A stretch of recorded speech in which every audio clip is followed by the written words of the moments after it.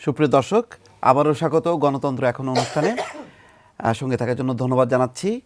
আপনারা জানেন যে আমাদের আজকে প্যানেলে আছেন আমার ডান প্রান্তে শারমিন মুর্শিদ, প্রধান নির্বাহী ব্রতী, তার পাশে আছেন অধ্যাপক মামুন আহমেদ, ঢাকা বিশ্ববিদ্যালয়ের শিক্ষক, সাবেক সাধারণ সম্পাদক। এই প্রান্তে আছেন ফেরদৌস হোসেন, রাষ্ট্রবিজ্ঞান বিভাগের অধ্যাপক, পাশে আছেন নাইমুল ইসলাম খান, সিনিয়র সাংবাদিক। আর যথারীতি আমাদের আরেকটি স্টুডিওতে আছেন স্টেট ইউনিভার্সিটি ডিবেটিং সোসাইটির কয়েকজন সদস্য। আমরা বিরতির আগে আমরা উপজেলা নির্বাচনের বিভিন্ন বিষয় দিক নিয়ে আলোচনা করেছি, জাতীয় রাজনীতি নিয়েও আলোচনা করেছি।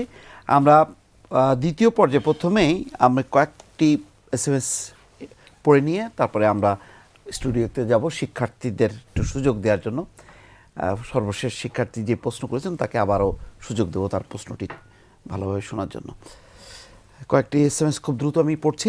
চাঁপাইনবাবগঞ্জ থেকে শাহিনের অভিমত, দেশের প্রধান ও একমাত্র সমস্যা যেখানে দুর্নীতি, সেখানে অন্য বিষয় নিয়ে আলোচনা অর্থহীন। অর্থাৎ দুর্নীতি নিয়ে আলোচনা করার জন্য বলছেন। দুর্নীতি নিয়ে আলোচনা এক দর্শক লিখেছেন, দিন না একটি সুযোগ নির্বাচন করার, আপারে আবদার বিএনপির কাছে কেন? এই প্রশ্নের উত্তর কি শারমিন আপা দেবেন? এই প্রশ্ন কি আওয়ামী লীগের করা উচিত ছিল না? লালমনিরহাট থেকে স্বপন দে প্রশ্ন করেছেন নাইমুল ইসলাম খানের কাছে, উপজেলা নির্বাচনের আগে ডিসি, এসপি, ইউএনও এবং ওসি বদলি করা উচিত ছিল কিনা? ইমরানের প্রশ্ন, কে পাকিস্তানপন্থী কে ভারতপন্থী এইসব বিষয় বাদ দিয়ে কবে তারা দেশকে এগিয়ে নিতে নিজেরা আলোচনা সমালোচনা করতে শিখবেন? খুবই ভালো জাতীয়তাবাদী প্রশ্ন। ঢাকা থেকে আওয়ালের পরামর্শ, বিদ্যুতের দাম বৃদ্ধির সাথে সাথে বিএনপির উচিত জনগণের সাথে আন্দোলনে ঝাঁপিয়ে পড়া পরামর্শ দিয়েছেন। জাতীয় নির্বাচনেও বিদ্রোহী প্রার্থী জয়ী হওয়ার দৃষ্টান্ত আছে, তাই শারমিন আপা ঠিক বলেননি, অভিমত একজন দর্শকের। কিশোরগঞ্জ থেকে শফিকের প্রশ্ন, বিরোধী দল যেখানে শক্তিশালী সেখানে ক্ষমতাসীনরা কোণঠাসা, বরিশাল ও নোয়াখালীর অভিজ্ঞতা কি বলে? ঢাকা থেকে আহসানের প্রশ্ন, 153টি এমপি কি প্রতিনিধি বলা যায়? নাটোর থেকে টিটুর প্রশ্ন, আমাদের নির্বাচন ব্যবস্থা পরিবর্তন করার দরকার কিনা, সেটা নিয়ে আলোচনা হয়েছে। আরেক দর্শক লিখেছেন, উপজেলা নির্বাচনের ফলাফল কি প্রমাণ করে না যে এই সরকার জনগণের সরকার না, জনগণের এদের চায় না? চট্টগ্রাম থেকে আজমের প্রশ্ন, দেশের জনগণ কি রাজনৈতিক প্রতারণার শিকার? এক দর্শকের অভিমত, টিভি লাইভ শোতে যারা আসেন তারা নিরপেক্ষভাবে কথা বলেন না, তারা পক্ষাবলম্বন করেন। এক দর্শক জাতীয় সংসদ নির্বাচনকে গ্রিনেস বুক অফ রেকর্ডসে ঠাঁই দেওয়ার পরামর্শ দিয়েছেন। আরেক দর্শক লিখেছেন, আওয়ামী লীগ বলে বিএনপি আন্দোলনের ক্ষমতা নেই, আওয়ামী লীগ গণহত্যা না চালালে বোঝা যেত বিএনপি আন্দোলন করতে পারে কিনা। ফেরদৌস স্যারের কাছে এক দর্শকের প্রশ্ন, স্বাধীন বাংলাদেশে স্বাধীনতার মাসে ভারতীয় শিল্পীদের দিয়ে গান পরিবেশন করে দেশের স্বাধীন সংস্কৃতিকে কি ভুলুণ্ঠিত করা হলো? এক দর্শক অভিমত, প্রধান দুই দলকে পাশ কাটিয়ে যারা তৃতীয় শক্তির কথা চিন্তা করে তারা আর যাই হোক সমস্যার সমাধান দিতে পারবে না। কিশোরগঞ্জের বাজিতপুর থেকে কায়সার মাহমুদ রিপনের প্রশ্ন, সমঝোতার জন্য এই সরকার কি আলোচনায় বসবে?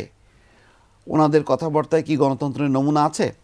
দর্শক, আরও অনেক প্রশ্ন আসছে, আমরা চেষ্টা করব আরও কিছু প্রশ্ন বলার জন্য। আমরা যাচ্ছি আরেকটি স্টুডিওতে যেখানে শিক্ষার্থীরা আছেন। প্রথম পর্যায়ে বিরতির আগে সর্বশেষ যেই প্রশ্নকর্তা ছিলেন তাকে আবারও সেই প্রশ্নটি রিপিট করার জন্য অনুরোধ করছি। ঠিক আছে, বুঝতে পারছি। আমার প্রশ্ন ছিল ফেরদৌস স্যারের কাছে। আমি এসইউবিডিএস এর সদস্য রিদওয়ান রিজভী। আমার প্রশ্ন ছিল,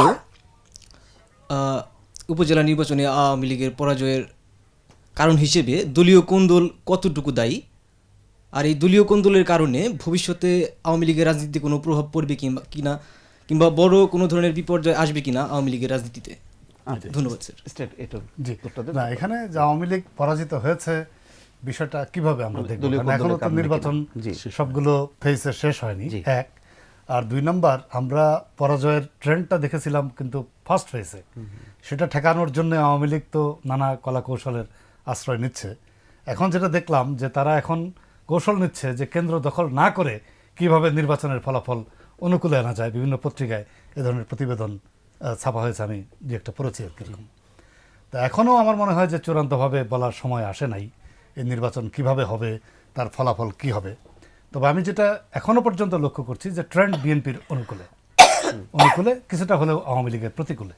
এবং এটা প্রতিকূল হওয়ার জন্য শুধু দলীয় কোন্দল দায়ী ব্যাপারটা তা না, কারণ দলীয় কোন্দল তো বিএনপির মধ্যেও আছে। তবে সাধারণভাবে আমার কাছে যেটা মনে হয়েছে যে জনমত সরকারের অনুকূলে না, এটা বিরোধী দলের অনুকূলে, এটা আমার কাছে মনে হয়েছে। পরের প্রশ্ন। আমি মোহাম্মদ আতিকুর রহমান, এসইউবিডিএস এর মেম্বার। উপজেলা পরিষদ নির্বাচনে তৃতীয় দফা নির্বাচনে রাজশাহীর 191টি ভোট কেন্দ্রের মধ্যে 69টি ভোট কেন্দ্র ঝুঁকিপূর্ণ বলে মনে করছেন নির্বাচন কমিশন। তারা বাড়তি নিরাপত্তা দিয়েছেন। এখন প্রশ্ন, আগাম এসব খবর জনমনে ভীতি সৃষ্টি করছে কিনা এবং ভোট কেন্দ্রে ভোটারদের উপস্থিতির উপর কোনো প্রভাব ফেলবে কিনা। আমার প্রশ্ন অধ্যাপক মামুন আহমেদ স্যারের কাছে। আসলে বিষয়টি হচ্ছে কি, ঝুঁকিপূর্ণ যখন অ্যাসেসমেন্ট করে আইন শৃঙ্খলা রক্ষাকারী বাহিনী এবং নির্বাচন কমিশনের পক্ষ থেকে যখন অ্যাসেসমেন্টটা করে, এর উদ্দেশ্য থাকে এই যাতে করে নিরাপত্তা ব্যবস্থা যথাযথ করতে পারে। যদি নিরাপত্তা রক্ষাকারী বাহিনী যদি যথাযথ নিরাপত্তার ব্যবস্থা নিতে পারে, এখানে ভোটারদের ভীত সন্ত্রস্ত হবার কোনো কারণ আছে বলে ব্যক্তিগতভাবে আমি মনে করি না। আমি রেদার মনে করি ঝুঁকিপূর্ণ এভাবে অ্যাসেস করার ফলে আরও প্রোঅ্যাক্টিভ মেজার নেওয়ার সুযোগ তৈরি হয়। জি, পরের প্রশ্ন।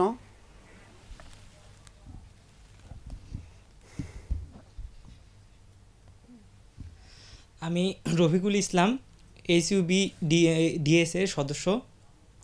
আমার প্রশ্ন হচ্ছে অধ্যাপক মামুন আহমেদ স্যারের কাছে। আমরা নির্বাচন কেন্দ্রিক বিভিন্ন সহিংসতা দেখছি, তো এই প্রেক্ষিতে নির্বাচন কমিশনকে নির্বাক ভূমিকা পালন করতে দেখছি। তো স্যার, আমার প্রশ্ন হচ্ছে এর অন্তরালে কিছু আছে কি না, আপনারা কি মনে করেন? দেখুন, এই অ্যাটলিস্ট এই যে এখনকার যে নির্বাচন কমিশন, এই নির্বাচন কমিশনের অধীনে যে নির্বাচনগুলো হয়েছে, নিকট অতীতে 5 জানুয়ারি নির্বাচন এবং এখন চলমান যে উপজেলা নির্বাচন, এখান থেকে আসলে আমাদের কাছে একটা জিনিস মনে হয়, নির্বাচন কমিশন সরকারের আজ্ঞাবহ এবং সরকার যে পদ্ধতিতে নির্বাচন করতে ইচ্ছুক, নির্বাচন ফলাফল এবং নির্বাচনকে যেভাবে প্রভাবিত করতে ইচ্ছুক, নির্বাচন কমিশন শুধুমাত্র সেখানে অনুঘটকের ভূমিকা পালন করে। এর বাইরে নিজস্ব কোনো স্বাধীন সত্তা নিয়ে সাংবিধানিক দায়িত্ব পালন করার ক্ষমতা, যোগ্যতা অথবা ইচ্ছা এই নির্বাচন কমিশনের আছে, এটা ব্যক্তিগতভাবে আমার কাছে মনে হয় না। অ্যাটলিস্ট তারা সেটা প্রমাণ করতে পারেনি। এখানে বোধহয় একটা কথা বলা দরকার যে নির্বাচন কমিশনের যে ক্ষমতা আছে, মানে সরকার প্রভাব ফেললো কি ফেললো না, এটা কিন্তু এটার বাইরেই নির্বাচন কমিশন নিজের অবস্থান নিতে পারে। অর্থাৎ আমি বলতে চাইছি যে নির্বাচন কমিশনের যে ক্ষমতা আছে, কনস্টিটিউশনালি তার যে পাওয়ার্স আছে, সেই পাওয়ারটা দিয়ে সে নির্বাচনকালীন সময়ে যে সরকার বিরাজ করে সেটা হচ্ছে ইলেকশন কমিশন হচ্ছে ইলেকশন টাইমের সরকার। অর্থাৎ সে অনেক শক্ত হাতে এই কাজগুলো করতে পারে। সেই জায়গাটা আমাদের লোকাল গভর্নমেন্ট ইলেকশনের ক্ষেত্রে প্রযোজ্য। তাই, একেবারেই তাই। আপনি দেখবেন এখানে ম্যানুয়ালে স্পষ্ট লেখা আছে সাংঘাতিক স্ট্রং অ্যাকশনস এন্ড পজিশনস নির্বাচন কমিশন নিতে পারে। না না, বাস্তবতাটা ভিন্ন না। উপজেলা নির্বাচনের ক্ষেত্রেও তাই। না, আমি যেটা বলছিলাম, যেমন জাতীয় নির্বাচনের ক্ষেত্রে নির্বাচন কমিশনের অনুমোদন ছাড়া একজন সরকারি কর্মচারীকে কিছু করা যাবে না, ট্রান্সফার করা যায় না। কিন্তু লোকাল গভর্নমেন্টের ক্ষেত্রে কিন্তু এরকম কোনো লোকাল বিধান নাই। গভর্নমেন্টের ক্ষেত্রে এমন ক্লজ আছে যে নির্বাচন কমিশন মানে সে বাতিল করে দিতে পারে, তার অনেক ক্ষমতা আছে, এবং সেটা আমি এক্ষুনি কোট করতে পারছি না, বইটা আমার হাতে নেই, কিন্তু অগাধ তার ক্ষমতা। এখন এই জায়গাটায় আমরা সারাক্ষণ সরকার প্রভাবিত করছে, এটার চাইতে অনেক বেশি গুরুত্বপূর্ণ হচ্ছে আমার নির্বাচন কমিশন কতখানি বলিষ্ঠ হচ্ছে, কতখানি স্বতন্ত্র হচ্ছে, কতখানি তার ক্ষমতাটা সে ব্যবহার করছে। এবং এই জায়গাটায় নির্বাচন কমিশনের যেমন ধরুন এখন যে ভায়োলেন্সগুলো হচ্ছে, নির্বাচন কমিশন তার একটা মন্তব্যে বলেই দিয়েছে যে যে সমস্ত জায়গায় ভায়োলেন্স মন্ত্রী এমপিরা যাতায়াত করছেন সে সমস্ত জায়গায় ভায়োলেন্স বেশি হচ্ছে। কিন্তু প্রশ্ন জাগছে যে নির্বাচন কমিশন কেন একটা স্ট্রং অ্যাকশন নিতে পারছে না এটার এগেনস্টে, কেন এটাকে থামাতে পারছে না? এই জায়গাটা আমার মনে হচ্ছে যে বর্তমান নির্বাচন কমিশন ঠিক সেই জায়গাটায় শক্তিশালী হতে পারছে আপা, না। তাতে কি মনে হয় যে নির্বাচন কমিশনের এই আচরণের কারণে তত্ত্বাবধায়ক সরকারের পক্ষে যৌক্তিকতা আরো শক্তিশালী হবে? কারণ এটা লোকে এটা স্পষ্ট মনে করবে যে দলীয় সরকারের অধীনে নির্বাচন কমিশন এমন হয় যে তত্ত্বাবধায়ক থাকলে হতো না। দেখুন, ব্যাপারটা হলো যে এই দ্বন্দ্বের জন্যই তো তত্ত্বাবধায়ক সরকারটা শুরু হয়। কিন্তু নির্বাচন কমিশন যখন তত্ত্বাবধায়ক সরকারের অধীনে নির্বাচন কমিশন, অধীনে তো বলা যাবে না, তখন কিন্তু নির্বাচন কমিশন একটা শক্তিশালী জায়গায় পৌঁছাতে পারে বলে আমরা দেখেছি, আরো শক্তিশালী জায়গায় পৌঁছাতে পারে আমরা দেখেছি। কিন্তু তারপরেও আমি বলবো যে যেখানে এমন ক্ষমতা দেওয়া হয়েছে এটা কিন্তু একান্তই নির্বাচন কমিশনের বিষয়। সে যদি অ্যাকশন নেয়, কোনো সরকারের কোনো ক্ষমতা নেই সেটাকে পাল্টিয়ে দেওয়া। এবং এই জায়গাটাই আমি মনে করছি যে নির্বাচন কমিশন তার আলটিমেট অথরিটিটা এস্টাবলিশ করছে না। রাইট। এখানে আমি একটা কথা বলি, যেমন আপনি গত পরশুদিন সম্ভবত সুজনের একটা ছিল, রিয়াকশন ছিল। সুজন সাধারণ সম্পাদক বদিউল আলম মজুমদার সাহেব বলছিলেন, উনিও কিন্তু এই কথাই বলছিলেন যে নির্বাচন কমিশনের যতটুকু আইনি বা সাংবিধানিক ক্ষমতা আছে সেই ক্ষমতাটুকুও তারা প্রয়োগ করছে না। তার মানে কি, যে যদি না করে থাকে তার মানে কি? তার মানে হচ্ছে নির্বাচন কমিশন দুর্বল, এই নির্বাচন কমিশন আপনার তাবেদার, মানে সরকার যেভাবে চাচ্ছে সেইভাবে তারা বিহেভ করছে। আর সবচেয়ে ইন্টারেস্টিং হলো আপনি দেখেন যে সাধারণত যেগুলো কনস্টিটিউশনাল পজিশন, তাহলে কি আমি বলি আপনাকে, এর উপরে দলীয় সরকার আছে নাকি এখানে ব্যক্তির? না, আমি একটু বলি, এটা শেষ করি। দেখেন, আপনি দেখেন যে দেশে একটা গুরুত্বপূর্ণ নির্বাচন হচ্ছে, এতে কোনো সন্দেহ নাই। কারণ 5 তারিখের নির্বাচনে জনগণ ভোট দিতে পারে নাই। এখন তো আমরা টেলিভিশন খুললেই দেখতে পাই যে লাইন দিয়ে মানুষ ভোট দিচ্ছে, 60% বা 65% এরকম ভোট কাস্ট হচ্ছে। এটা মোটামুটি কিন্তু খুব স্ট্যান্ডার্ড নাম্বার। এখন এরকম একটা ইলেকশন উনি ফার্স্ট ফেজের ইলেকশন করে সেকেন্ড ফেজের ইলেকশন হওয়ার পরে উনি নিজের ছুটি নিয়ে 1.5 মাসের ছুটি নিয়ে উনি আমেরিকা চলে গেছেন। এইটা কি কোনো রেসপন্সিবল চিফ ইলেকশন কমিশনারের আচরণ হতে পারে? এটা কি কোনো মানুষের কাছে স্বাভাবিকভাবে গ্রহণযোগ্য হবে? রাইট, এটা আমি বলতে চাচ্ছিলাম। হ্যাঁ, আপনি মনে করে দিচ্ছেন যে মানব জমিনের এরকম একটা স্টোরি হয়েছে, একটা সমস্যা হচ্ছে। যিনি পদত্যাগ করতে চেয়েছিলেন, কিন্তু তার বন্ধু বান্ধব আত্মীয় স্বজনরা তাকে বুঝিয়েছে পদত্যাগ করলে তোমার পরিণতি খারাপ হবে বা ভয়াবহ হবে। এই আশঙ্কা থেকে উনি পদত্যাগ করেন নাই। পদত্যাগ করে না কি করছেন, উনি পদের দায়িত্ব থেকে উনি নিজে নির্বাচিত হয়ে গেছেন। তাইলে এই ধরনের দুর্বল নির্বাচন কমিশন দিয়ে আপনি একটা মানে শক্তিশালী সরকারের বিরুদ্ধে দাঁড়াবে, এটা ভাবার তো কোনো কারণ নেই। আচ্ছা, আমি একটু বিষয় শুধু যুক্ত করতে চাই। সেটা না, আমার প্রশ্ন কিন্তু উত্তরটা কিন্তু আমি পেলাম না। আমি বলছিলাম যে এখানে কি তাহলে সমস্যাটা নির্বাচন কমিশনের নাকি আমি একটু বলছি, দলীয় সরকার আছে সেই কারণে পারছে না? দুটোই আমি বলি আপনাকে, এটা দুটোই কারণ হচ্ছে, মানে যদি কথা অনুযায়ী যদি নির্বাচন কমিশন তার ক্ষমতাটা প্রয়োগ করতে না পারে, তার উপরে কি আছে না আছে? না, পারে না। আমি মনে করি নির্বাচন কমিশন দলীয় সরকারের ঊর্ধ্বে উঠতে পারে, তার সেই জায়গাটা আছে। এবং সেই জায়গাটায় কিন্তু বিগত নির্বাচন কমিশন প্রায় উত্তীর্ণ হয়ে গিয়েছিল, কিন্তু চাপ তার উপরে নানানভাবে পলিটিক্যাল চাপ থাকে নির্বাচন কমিশনের উপরে। কিন্তু বিগত নির্বাচন কমিশন যেই জায়গাটায় পৌঁছাতে পেরেছিল, সরকারের অধীনে যেই, কিন্তু সেই জায়গাটায় দেখুন এখানে ডিফারেন্স, প্লিজ আমি বলি, এখানে ডিফারেন্সটা কিন্তু ক্লিয়ার করতে হবে। একটা হলো যে ওই সময়ে যে সরকার ক্ষমতায় ছিল, যারা রাষ্ট্রীয় প্রশাসন পরিচালনা করত, তারা কিন্তু নির্বাচনে অংশগ্রহণ করে নাই, তার কোনো দল ছিল না। তারা নিরপেক্ষ না, নিরপেক্ষ পক্ষ বলছি না, তাদের কোনো দল ছিল না, তারা নির্বাচনে অংশগ্রহণ করে নাই। আপনার সাথে আমি একমত না, তাদের দল ছিল।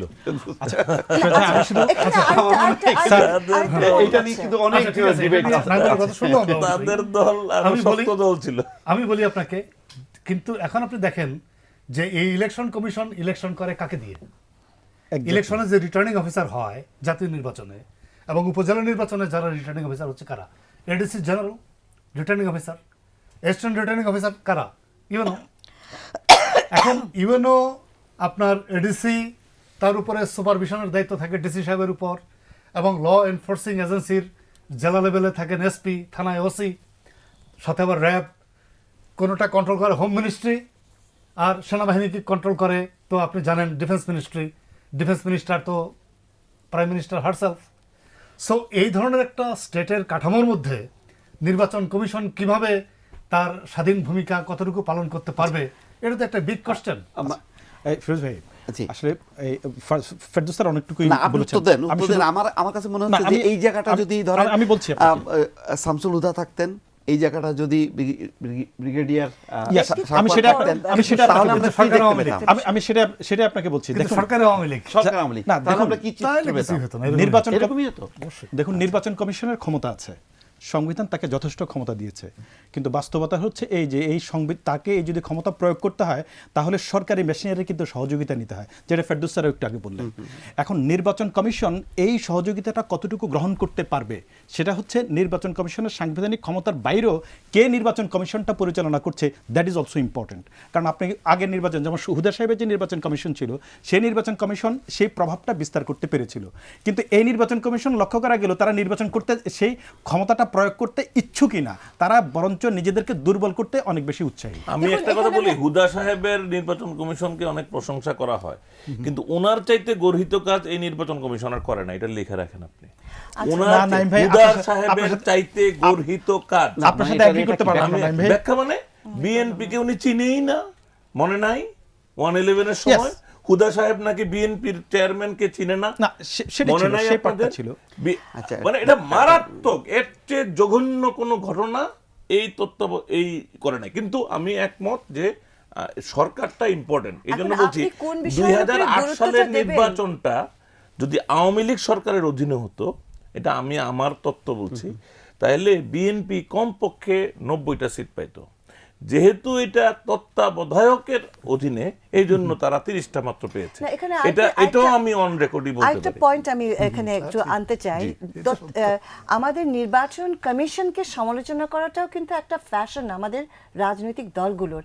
দেখতে হবে যে আমি কিভাবে মেজার করব, আমার কাজটা ইমপ্রুভ করছে না ইমপ্রুভ করছে না, আমার নির্বাচন কমিশন এফিশিয়েন্ট হচ্ছে না ডিফিশিয়েন্ট হচ্ছে। এখন দেখুন, এই বিরোধী দল এই তত্ত্বাবধায়ক সরকারের অধীনে নির্বাচন কমিশনকে সমালোচনা করেনি। এমনকি পরবর্তী নির্বাচন 2008-এর নিখুঁত এত ভালো নির্বাচনটিকে বিরোধী দল ফেলে দেয়নি ডাস্টবিনে। কথাটা হচ্ছে, আমি কিন্তু বারবার একটা জায়গায় ফিরে আসতে চাচ্ছি, সেটা হচ্ছে আমাদের নেতিবাচক পলিটিক্যাল কালচার।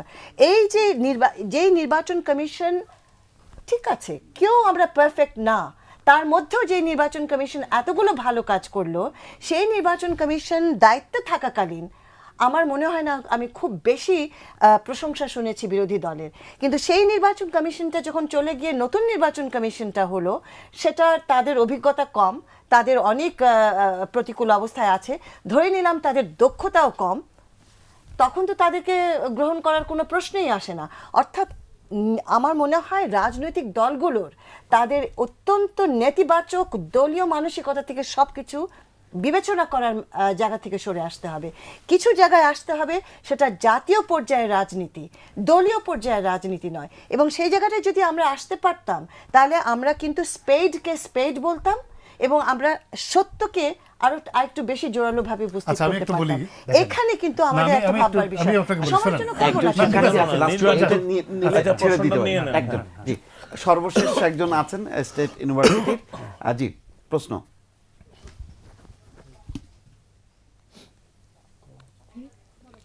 আমি নুরান মাহজাবিন পিউ, এসইউবিডিএস এর জেনারেল সেক্রেটারি। আমার শারমিন মুর্শিদ ম্যামের কাছে কোয়েশ্চেন। গত 8 মার্চ শ্রীপুর উপজেলায় নির্বাচনে আওয়ামী লীগ সমর্থিত 2 প্রার্থীদের কর্মীদের মধ্যে 3 ঘন্টা ধরে প্রকাশ্যে সংঘর্ষ চলে, কিন্তু পুলিশ সেখানে কোনো আইনশৃঙ্খলা বাহিনী তাদের দায়িত্ব পালন করেনি। এখন আমার প্রশ্ন হচ্ছে, তারা তাদের দায়িত্ব কেন পালন করছে না, নাকি তাদেরকে তাদের দায়িত্ব পালন করতে দেওয়া হচ্ছে না? এখানেও দেখুন, নির্বাচন কমিশনের কিন্তু একটা খুব বলিষ্ঠ ভূমিকার জায়গা ছিল এবং এটাকে এত দূর গড়িয়ে যেতে দেওয়ার উচিতই ছিল না। যখনই সংঘর্ষের একটা জায়গায়, সেটা যেই দলই করুক, এটা আওয়ামী লীগ বিএনপি বলে নয়, তাদের ওখানে যে দ্বন্দ্বটা শুরু হলো এবং তার ফলে পুলিশ কেন অ্যাকশনে যাবে না, নির্বাচন কমিশন কি অ্যাকশনটা নিল, পুলিশের এগেন্স্ট ইনভেস্টিগেশনটা কি করলো, আপনি দেখুন যেই পর্যায়ে গিয়ে এটাকে পোস্টপোন করা হলো, মানুষ যখন খুব উত্তপ্ত হয়ে গেল, তখন কিন্তু এটা পোস্টপোন করা হলো। অর্থাৎ আমি এটাকে কোনো মতেই কন্ডোন আরো করতে আগেই করা পারছি উচিত ছিল। না, আমি এটাকে কোনো মতেই কন্ডোন করতে পারছি না, এটা এই জায়গাটায় যেতে দেওয়াই উচিত হয়নি। দেখুন এখানে স্যার একটা- বলুন। হ্যাঁ, যে বিষয়টা খুবই ইন্টারেস্টিং। আপনি দেখেন যে শ্রীপুরের যে ঘটনা, এরকম নির্বাচনের আগে নির্বাচন বন্ধ করে দেওয়ার ঘটনা কিন্তু খুব কম ঘটেছে। আদৌ ঘটেছে কিনা আমার জানা নেই। আরেকটা বোধহয় ঘটেছে, ঘটেছে। ঘটেছে। হ্যাঁ, একাত্তর দুই তিনটা ঘটতে ঘটেছে, পারে। হ্যাঁ, ঘটতে অল্প, পারে। হ্যাঁ। খুব কম। তা এখন প্রশ্ন হলো যে এটা ঘটেছে কাদের মধ্যে? ও না, গত সেকেন্ড ফেজেই তো একটা নোয়াখালী না কোনো না, নোয়াখালী ওটা না তো election লাকসাম বোধহয়। কোন একটা না, ওটা তো হয়েছিল, ইলেকশনের দিন হ্যাঁ। বন্ধ করে দেওয়া হয়েছে, না আগের দিন আগের দিন। ছিল, হ্যাঁ। আচ্ছা, এখন আপনি দেখেন যে এই যে ঘটনাটা, এখানে ঘটনা ঘটছে বা উত্তেজনা বিভিন্ন জায়গায় তৈরি হচ্ছে, তারা আগে থেকে কোনো মেজার নিচ্ছে না। যেমন আমি একটা কথা বলি, শারমিন আপা যে কথা বললেন যে নির্বাচন কমিশনকে তো আমি খুব প্রোঅ্যাক্টিভ দেখছি না। এর আগে নির্বাচন কমিশন কি করতো? উপজেলা ইলেকশনগুলোতেও তো আমরা জানি যে নির্বাচন কমিশন অনেক ক্ষেত্রেই তাদের সঙ্গে ইলেকশন সঙ্গে response অফিসারদেরকে, তাদের তো বিভিন্ন জেলায় ইলেকশন অফিস আছে, ইলেকশন অফিসারদেরকে বিভিন্ন জায়গায় তারা মানে ভ্রাম্যমান টিম হিসেবে বা আপনার এটাকে কি বলে যে আগাম টিম হিসেবে প্রেরণ করত এবং তাদের কাছ থেকে তারা তথ্য নিত যে তোমরা জানাও। কারণ ইলেকশন কমিশনের যারা কর্মকর্তা বা কর্মচারী, তাদের তো একটা দায়বদ্ধতা ইলেকশন কমিশনের প্রতি আছে, তারা জানাতো। কিন্তু এখন তো ইলেকশন কমিশন তাও করছে না। তারা ওই ডিসি সাহেবের কাছে, ওসি সাহেবের কাছে, ইউনো সাহেবের কাছ থেকে রিপোর্ট নিচ্ছেন এবং ওনারা ওনাদের মতো করে ইলেকশন কমিশনকে যে রিপোর্ট দিচ্ছেন তার ভিত্তিতে ওনারা কথা বলছেন। এখন আমি দেখলাম যে আজকে পত্রিকায় বা গতকালকে পত্রিকায় দেখলাম যে এখন ওনাদের বোধহয় কিছুটা বোধোদয় হচ্ছে যে না, কিছু ইলেকশন কমিশনের নিজস্ব কর্মকর্তা দিয়ে তারা খোঁজ খবর করবেন।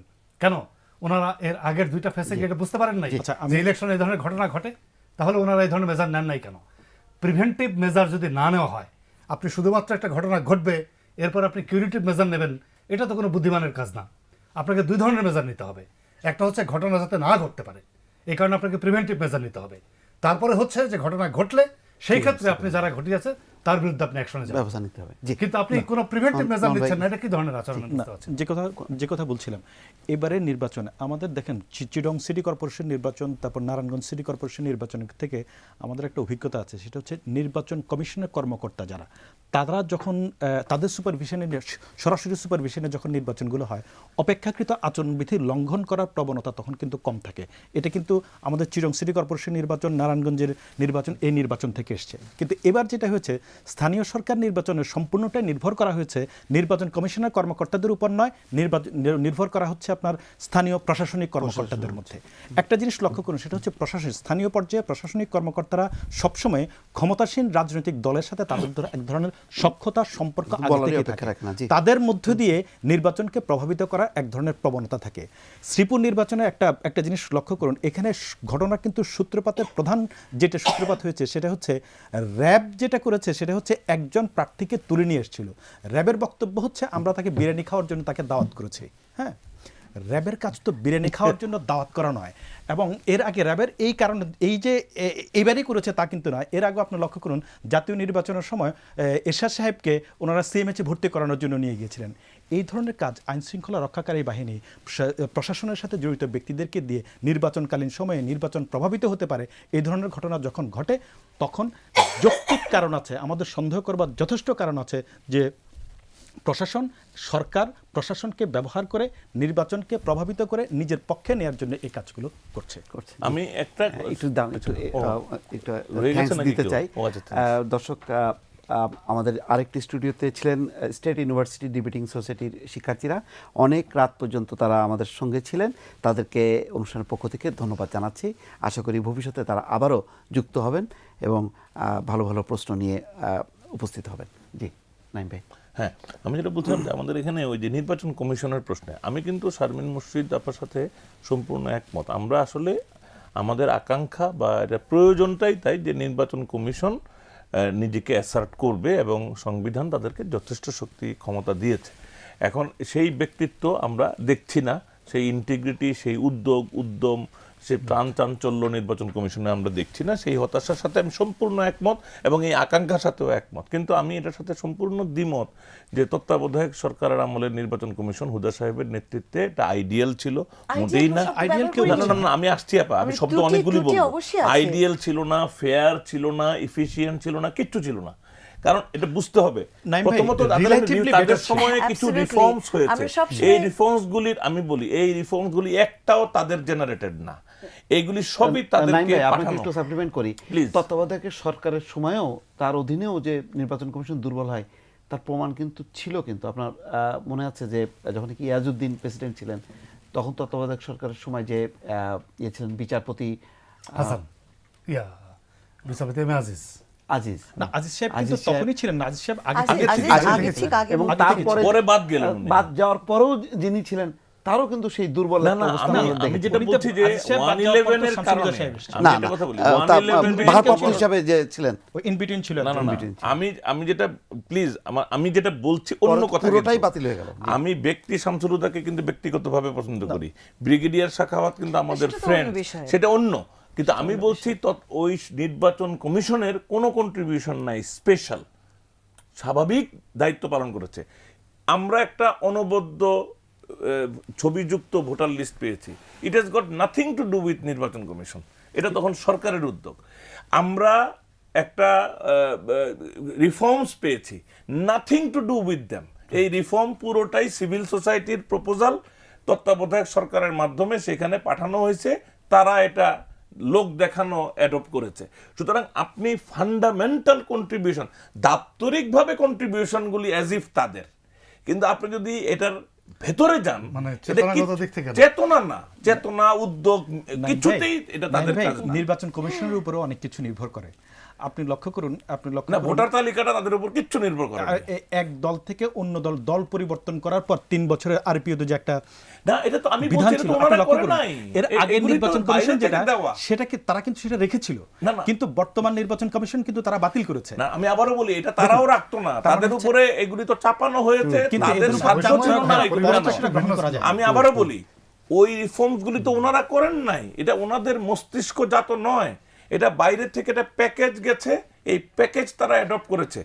এবারের নির্বাচন কমিশন নিজেই নিজের ক্ষমতা কিভাবে খর্ব করা যায় সেই উদ্যোগ চেষ্টা নিয়েছে, করেছে। সেটা আরো ইনফেরিয়ার ওই অর্থে যে তার সুযোগটা ছিল, তিনি সেটা সংকুচিত তবে করার নাইম উদ্যোগ ভাই, নিয়েছেন। ওদের সাথে আরেকটু যুক্ত করতে হবে। ওই নাইমের সময় সাথে অবশ্যই আমি একমত হতে পারলাম না। না, আর কোনো আজকে অসুবিধা আর- নেই, আজকে আপা। আর অত ডিবেটে আমরা যাব না, তবে অন্তত 10টা উদাহরণ দেওয়া যাবে দেখানোর জন্য যে কোথায় তারা এফিশিয়েন্ট ছিলেন, কোথায় তারা এফিশিয়েন্সি অর্জন করেছিলেন। তাদের তো যে এখানে গ্রস দুর্নীতি, এবং সবচেয়ে বড় BNP কে বিষয় তারা চিনতে পারে না। নাইম কি সাহেব, বলেন, ওই সবচেয়ে দিন এই বড় কথা শোনার important পর এই বিষয়টা লোকটা কি তো জানেন? সরিও বলেছে, না, সবচেয়ে হুদা বড় সাহেব সরি বলেছে, but sorry is not enough. But সবচেয়ে ইম্পর্টেন্ট বিষয়টা কি জানেন?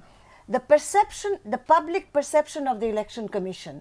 বিগত ইলেকশন কমিশন সম্পর্কে দেশবাসীর যে মতামত, যে ধারণা এবং হচ্ছে যে এই আস্থা, সেই জায়গাটা থেকেও যদি আপনি বিবেচনা করেন, মানে অন্যান্য নিঃসন্দেহে নির্বাচন কমিশনের তুলনায়। তাদের অর্জন অনেক উপরে।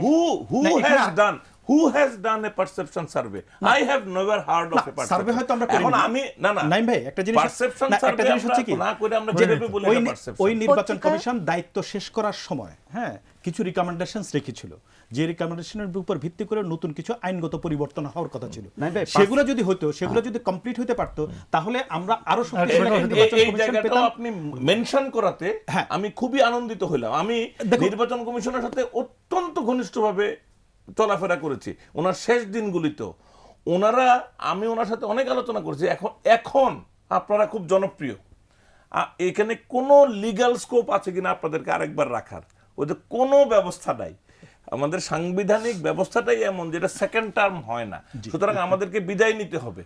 ওনারা বিদায়ের একজন প্রাক্কালে কমিশনারকে রাখা যেত, জি একজন কমিশনারকে রাখা যেত। আমি জানি না, মানে অ্যাজ এ কমিশন হুদা সাহেবের সাথে not কথা as a হয়েছে। total commission, না, একজনকে ওনারা রাখা যেত, থাকতে পারতো না, ওনারাই বলেছেন আমাকে। এবং ওনারা এই যে দিয়েছেন সেটাই- এগুলি, আমি আবারও বলি, তারা বিদায় যেটার নেবার- উপর নেবার বিদায় আগে। নেওয়ার প্রাক্কালে দিয়েছেন, এগুলি সরকারও তখন গ্রহণ করে নাই। ওনাদের এই শুভ চিন্তাগুলি বিদায়ের প্রাক্কালে ওই যে আমাদের লোকজন থাকে না, নানান ভাবে টাকা পয়সা করে, তারপরে হজ টজ করে আইসা ভালো মানুষ হয়, মাদ্রাসা দেয়, মসজিদ করে, এইগুলি সেই রকম কাজ। বাট এই ভালো কাজগুলিকেও আমরা ওয়েলকাম করি। কিন্তু আমি শুধু ছোট্ট করে বলেছি, আমরা যতটা ভাবি ওই নির্বাচন কমিশন অসাধারণ ছিল, না, আমরা শুধু- ওইটা একটু অন্যায়। তবে আমি এটুকু এইটুকুই আমরা- বলেছি, তবে humble এটুকু আমরা ভাবে বলতে আমার বলছি। কাছে আমি বলি আমি কিন্তু ওনারা কিন্তু খুবই ভালো মানুষ। আমাদের জন্য সবকিছু এটুকু অন্তত আমাদেরকে বলতে হবে যে আমরা নির্বাচন কমিশনের যে ধারা। কাজের গতি ধারাবাহিকতা আমরা উন্নত দেখতে চাই। আমরা চাই যে Definitely. আগের কমিশন যেভাবে কাজ করেছে পরবর্তী আরে কমিশন ভাই, তার চেয়ে উন্নতি better হবে। কিভাবে দেখবেন? কিন্তু ওইটা হলো উন্নত না হয়ে military এটা backed অবনতি হয়েছে নির্বাচন দেখলাম। কমিশন। না, এখানে আমি আর এটা বলি- হলো political Right. Democratic political party back, না, দুইটার এখানে- গতি এখানে এক হবেই না। এটা ফান্ডামেন্টাল ডিফারেন্স আছে, ওইটার আমার এটা কোনো বুঝতে হবে। অ্যাকাউন্টেবিলিটি ছিল না, তারা যেটা মনে করতে এটা করতে পারতো। লিগ্যাল ইস্যুগুলোতে অ্যাটলিস্ট লিগ্যাল না, এখানে ইস্যুতে দুইটা ব্যাপার আছে, এখানে কিন্তু Environment করতে পারতো সেটা। রাজনৈতিক পরিবেশ হ্যাঁ, ওই সময়ে যেরকম ছিল আর রাজনৈতিক পরিবেশ এখন যা, এই দুইটাকে কখনো করে এক দেখবার করে দেখা হাসিনা যাবে না। খালেদারে জেলে রেখে ওনারা যেই গতি দেখাইতে পারবে, এক করে দেখা যাবে হাসিনা না। খালেদারে বাইরে অ্যাক্টিভ রেখে তখন দুদকের যে ক্ষমতা। প্লিজ ট্রাই টু আন্ডারস্ট্যান্ড আপনারা একটু মনে করে দেখেন Definitely. ওনারা তখন কি তবে করছে। এটা নাইম ভাই, ঠিক- শেষ করতে হবে। এটা ওনারা ঠিক যে অনেক বর্তমান- মৌলিক। ফেরদৌস আরে ভাই, ভাই, একটা জিনিস দিয়েই তো ওনার জীবন সময় শেষ। শেষ। খালেদা জিয়াকে নাকি পার্টির চেয়ারম্যান চিনে না উনি, ক্যান ইউ ইমাজিন? আরেক- একটু ধন্যবাদ জানাতে চাচ্ছি। জি, আরেকটা শোনেন, ব্যাপার হলো আমি আমাদের হাতে বলি, সময় নেই। আমার last কথা। এত হাস্যকর তামাশা, এত এইভাবে কিন্তু নিম্নমান। সার্বিক মূল্যায়নে আনা যায় না, কি এবং বলেন, সার্বিক সার্বিক? মূল্যায়নে আনতে হলে একটা তুলনামূলক ব্যাখ্যা করতে এক হবে গামলা এবং দুধের সেই মধ্যে নাকি জায়গাটায় এক ফোঁটা চেনাই যথেষ্ট। আচ্ছা নাইম ভাই, ধন্যবাদ। নাইম ভাই কখন উত্তেজিত হয় না, আজকে দেখলাম যে ফার্স্ট আমি খুব humble শারমিন ভাবে আপা, বলেছি। মামুন ভাই, ফেরদৌস Humble, ভাই, humble নাইম ভাই, ভাবে। 3-4জনকে ধন্যবাদ জানাচ্ছি। দর্শক ধন্যবাদ জানাচ্ছি আপনাদেরকে। দীর্ঘ সময় ধরে, লম্বা সময় ধরে, আমাদের আলোচকরাই বিরক্ত যে এত লম্বা সময় ধরে আলোচনা। আপনাদেরকে ধন্যবাদ জানাচ্ছি। দর্শক, আসলে মূল কথা হচ্ছে যে আগামীকাল তৃতীয় পর্যায়ে উপজেলা নির্বাচন। এই উপজেলা নির্বাচন যাতে শান্তিপূর্ণভাবে হয়, নির্বাচন কমিশন যাতে শক্তভাবে হ্যান্ডেল করে, আসলে এটাই উদ্বেগ উৎকণ্ঠা সবার মধ্যেই। আমরা চাই, প্রত্যাশা হচ্ছে নির্বাচন কমিশন যাতে খুব শক্তভাবে নির্বাচনটা আগামীকাল যেটা হবে তাতে যে হানাহানি, রক্তপাতের, সংঘর্ষের, কারচুপি, নানান রকম যে আশঙ্কাগুলো, সেই আশঙ্কাগুলো দূর করার ক্ষেত্রে যাতে নির্বাচন কমিশন শক্ত ভূমিকা নেয়, সেটাই হচ্ছে আসলে সবার প্রত্যাশা। আমরাও প্রত্যাশা করব যে তৃতীয় ধাপের যে নির্বাচনটা হবে তাতে ভোটাররা যাতে তারা স্বাধীনভাবে ভোট দিতে পারে, সেই ব্যবস্থাটা যাতে কায়েম হয় এবং যাতে সত্যিকারের অর্থে জনমতের প্রতিফলন হয়, ভোটারদের মতামতের প্রতিফলন হয়, সেটাই প্রত্যাশা। আজ এ পর্যন্তই। ভালো থাকুন, সুস্থ থাকুন সবাই।